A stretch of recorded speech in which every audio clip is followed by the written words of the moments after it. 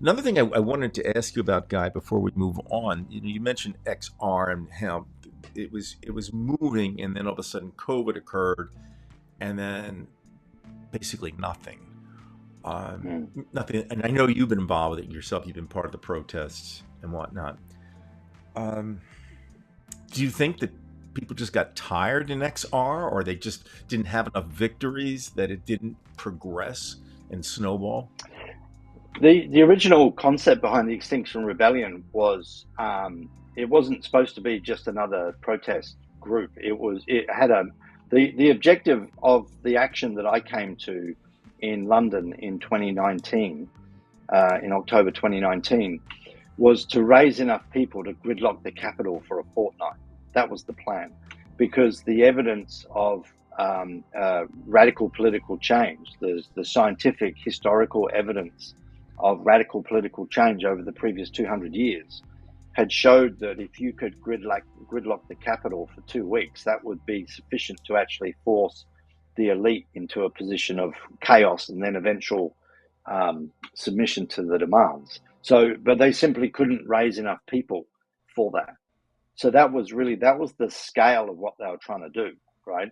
And you'd probably need maybe 100,000 people actively involved in London to be able to pull that Shut it off. down, right? And I think they had maybe 30,000 people attend a weekend rally. But then throughout the rest of the 2 weeks, they had maybe no more than 5 to 10,000 people in total. So it was well thought through, and it was a good attempt. And the fundamental problem is that if you look back in history, typically when people are so angry that they do things like shut down a capital for 2 weeks, that's because they've been torn to pieces by the elite, either through hunger or disease or just violence and so forth. And climate change is just too conceptual for most people to really get that head of anger up to actually go and try and overthrow a government. That's my reading of it. So then COVID came in. That was 2020. So that basically shut down all of the on-street protests, basically over for 2 years.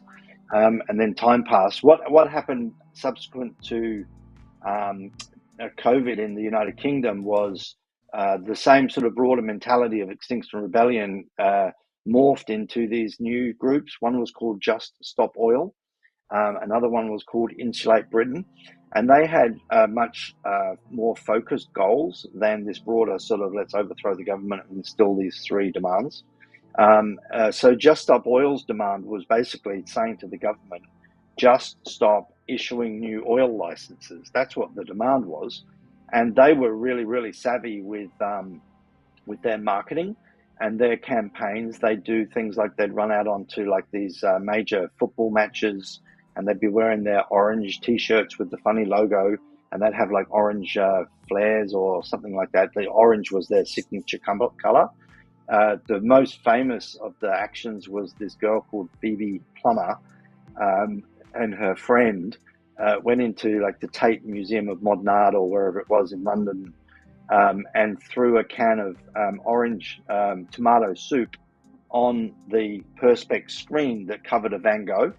And of course, everyone went, "Oh my God, they're defacing art." Well, they didn't deface art; they just cleaned the Perspex, and they've already came back and looked at the Van Gogh the next day. Okay. But that was hugely effective in garnering the public attention to this conversation. Although what the mainstream media did, and very effectively, was that they constantly just steered the argument away from government energy policy and onto who are these radicals that have got nothing better to do than to deface artwork. And that is the perception, correct, for most your average person, that they are hooligans, basically. Well, the reason why most people would hold that view is because the mainstream media was so effective at taking that action and using it to tell that story. All right. And what the mainstream media almost never did was actually talk about climate change and energy policy. Right. And they were constantly saying things like, "Oh, well, if we stop oil, then how are we going to drive to work? The economy will collapse." Well, that was never the demand, to stop oil. That was the name of the organization. The demand was to stop opening new oil fields in the North Sea.